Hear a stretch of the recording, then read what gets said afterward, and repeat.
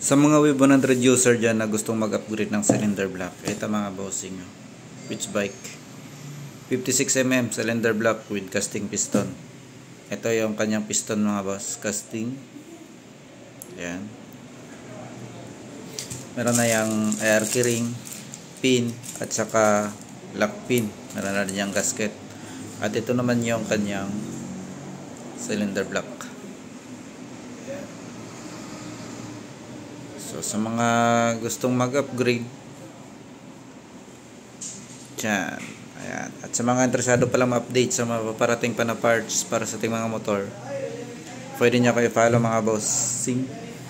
Kung interesado tayo, search nyo lang din ako sa FB mga boss kung ano, gusto nyo yung umorder nito.